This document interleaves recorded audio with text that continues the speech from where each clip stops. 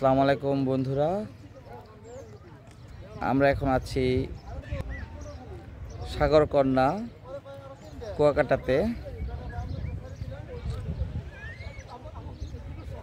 আমার সাথে আছে আরিফ স্যার, হ্যালো, রাব্বি দেখতে পাচ্ছেন। এইমাত্র আমরা কুয়াকাটা এসে পৌঁছালাম। এখন বাজে 7:10।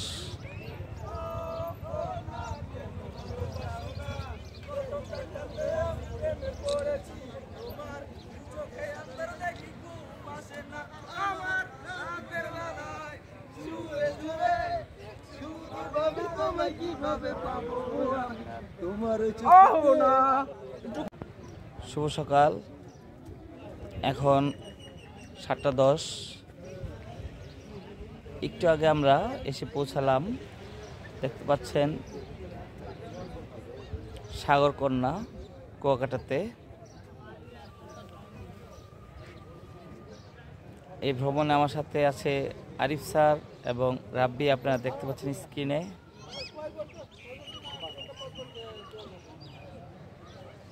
হঠাৎ পরিকল্পনা, হঠাৎ মন চাইলো সাগরকন্যাকে দেখবো। সে চিন্তা থেকেই কুয়াকাটা আসা। তো ছুটে আসা, মাত্রই আসলাম, দেখি পরবর্তীতে রিভিউ জানাবো।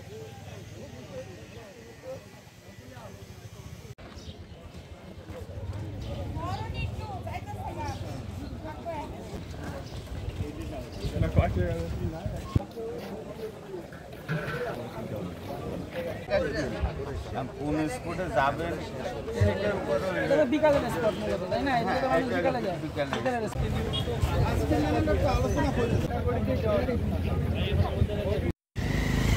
দুপুরে লাঞ্চ সেরে আমরা এখন যাচ্ছি সাগরকন্যাকে দেখতে।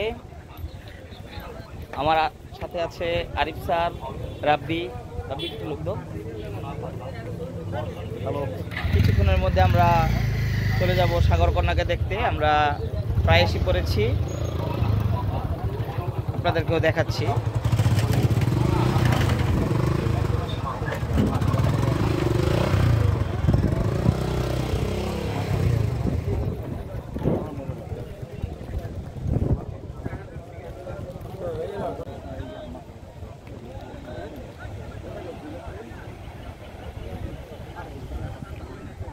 সাগরের গর্জন, আরেকজন হাতে কি যেন একটা নিয়ে ঘুরছে।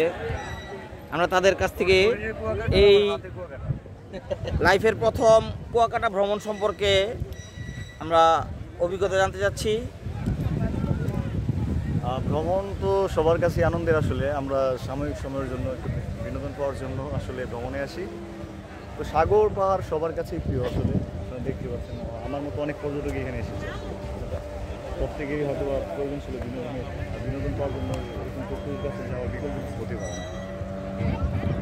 তো সেটাই, সাগরের উন্মুক্ত হাওয়া বাতাস খাওয়ার জন্য। আর এই তো আশা।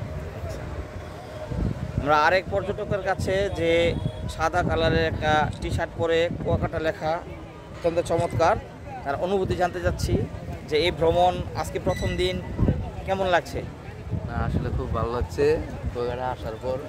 কিন্তু সাগরের ফিল্ডে ওই রকম নাই, কিন্তু কুয়াকাটা অনেক ন্যাচারাল ভিউ আছে, যেটি আমরা এখন যাবো দেখতে।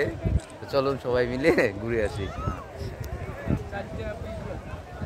ভ্রমণ আসলে একটি অভিজ্ঞতা, ভ্রমণ একটি গল্প, ভ্রমণ একটি স্মৃতি।